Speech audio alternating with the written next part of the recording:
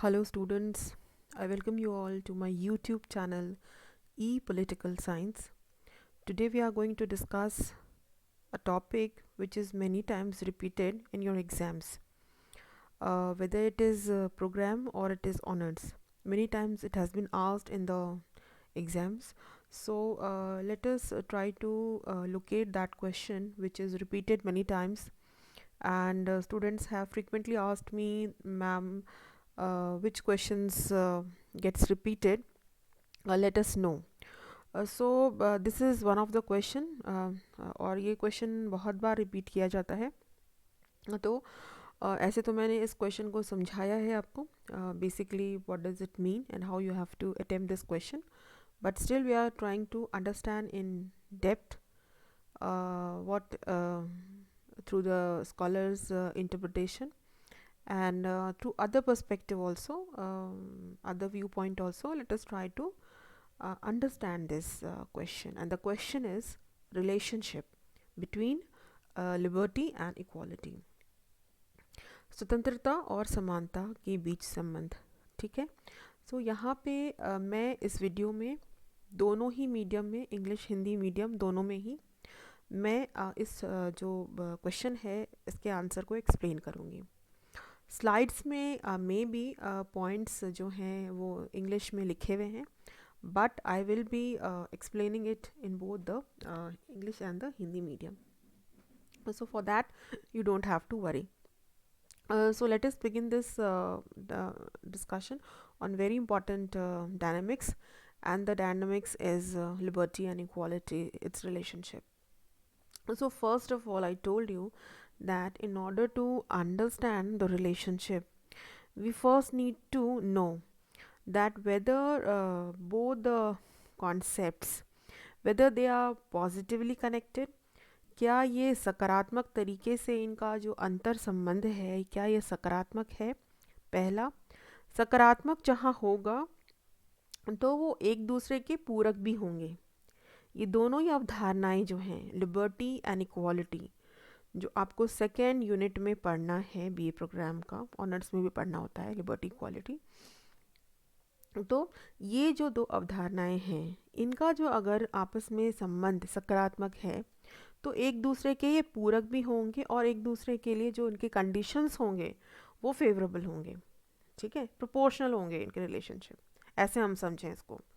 तो पहले इसको समझना बहुत इंपॉर्टेंट है कि क्वेश्चन क्या डिमांड करता है आपसे, what exactly you are going to write in this answer.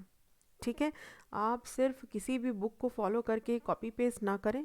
इससे बेटर है you need to understand the concept, and then you need to correlate the concept, and then you can clearly distinguish that कि relationship positive है या negative है, जो भी है. ठीक है. अब दूसरा पॉइंट में हम आते हैं. अगर हम नकारात्मक कहते हैं, if we say that the relationship is negative between the two, then we also mean that they are antagonistic, विरोधाभास है एक दूसरे से, और एक दूसरे के ये पूरक भी नहीं है, not favourable. Not favourable means they are not, the conditions are not congenial. Okay.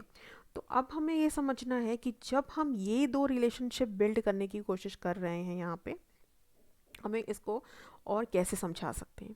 Now let us try to understand in another, कुछ अलग तरीके से, अनदर वे से हम इसको समझते हैं.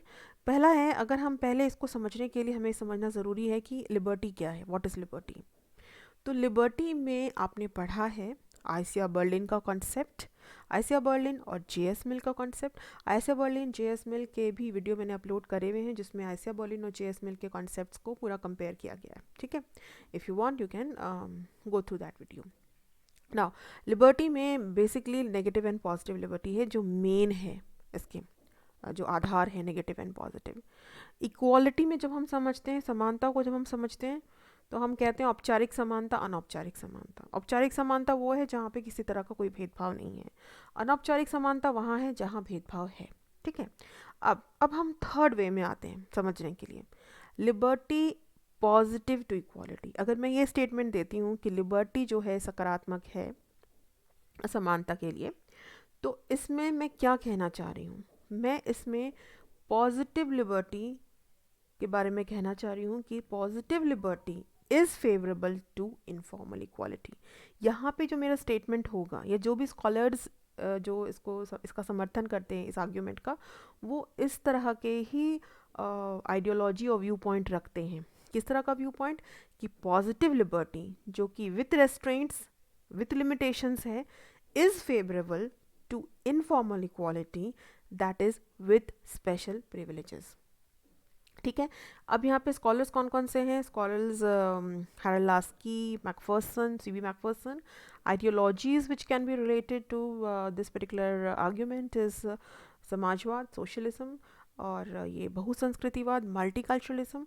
अब बेसिकली जो हम ये कह रहे हैं कि liberty is positive to equality, यहाँ पे पॉजिटिव लिबर्टी मैंने इसलिए कहा है क्योंकि जब ये रिलेशनशिप बनता है इन दोनों के बीच में सकारात्मक, तो नकारात्मक स्वतंत्रता यहाँ नहीं मीन कर किया जाता है, यहाँ पे सकारात्मक स्वतंत्रता से ही मीनिंग है, क्योंकि सकारात्मक स्वतंत्रता ही इनफॉर्मल इक्वालिटी को जो है एक तरीके से कोऑर्डिनेट कर सकती है या इसको इंश्योर कर सकती है। ये चीज़ नेगेटिव लिबर्टी में नहीं होगा, और क्योंकि नेगेटिव लिबर्टी में नहीं होगा तो लिबर्टी क्या जो पॉजिटिव कहा जा रहा है इक्वालिटी के लिए, वो वही विचारक या स्कॉलर्स उसका समर्थन करते हैं जो इस विचारधारा का समर्थन करते हैं। ठीक है, हम यहाँ पे लिबर्टी एंड इक्वालिटी के रिलेशनशिप को पॉजिटिव नेगेटिव किस बेस पे कह रहे हैं? दो तरीके का बेस है यहाँ पे हमारा। एक आर्ग्यूमेंटेटिव स्कॉलर्स जो कह रहे हैं, ठीक है, दूसरा कॉन्टेक्चुअल। ठीक है, तो जब कॉन्टेक्स्ट होगा पॉजिटिव लिबर्टी का तभी इनफॉर्मल इक्वालिटी इन्हांस हो पाएगा, और तभी ये दोनों एक दूसरे के साथ कोरिलेट किए जाएंगे और पॉजिटिव होंगे। ठीक है, अब हम दूसरे स्लाइड्स पे चलते हैं।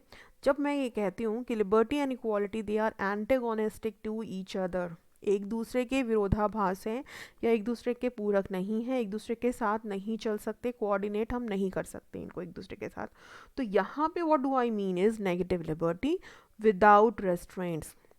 जब हम नकारात्मक स्वतंत्रता की बात करते हैं तो आपने पढ़ा होगा आइसिया बर्लिन का भी नेगेटिव जो लिबर्टी है, जहाँ पे वो कहते हैं कि किसी भी तरह का कोई हस्तक्षेप नहीं होगा, यहाँ नेगेटिव लिबर्टी पे कोई हार्म प्रिंसिपल अप्लाई नहीं होगा।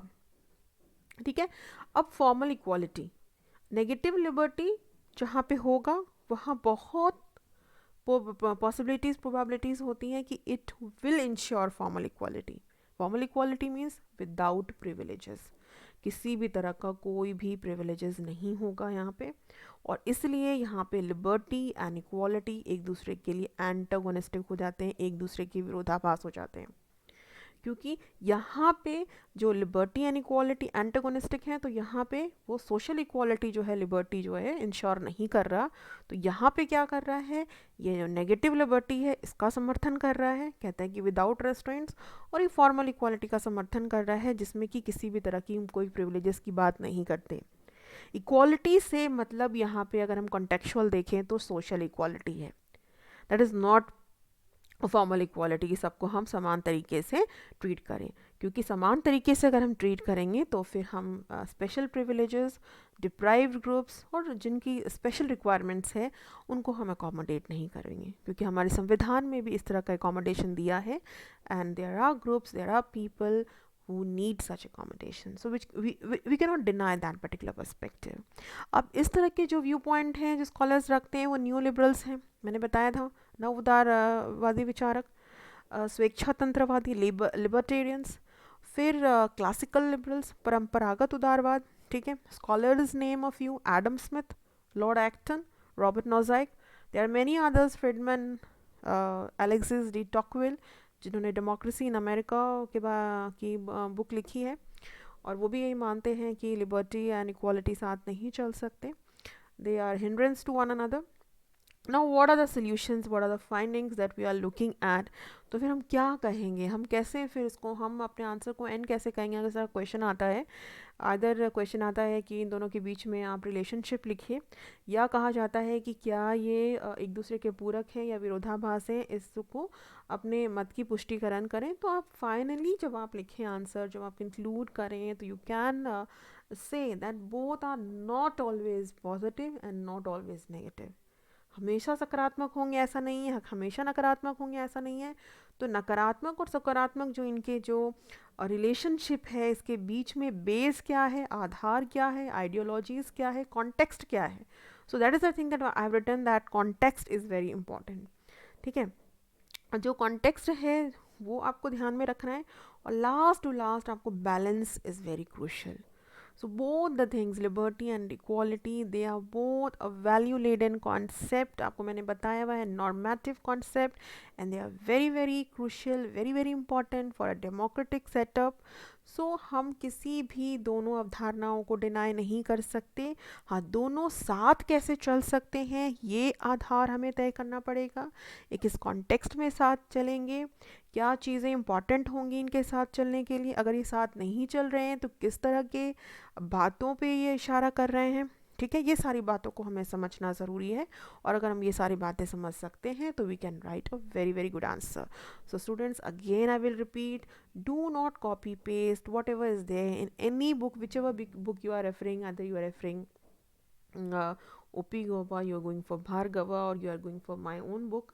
So I don't say that copy paste things. You just try to understand the concepts, the notions, the ideas, and the correlation which they want to point it out. And then you can draw a thin line difference. Okay. और इस तरह से आप अपने answer को बहुत ही अच्छा लिख सकते हैं. Okay. I hope we had a good discussion on this particular topic, which keeps on repeating many times in your exam. So write a good answer on this, and if you still find any doubt, any queries, any thing which you want to ask, clarify, put a comment to me and I will respond to it. So take care.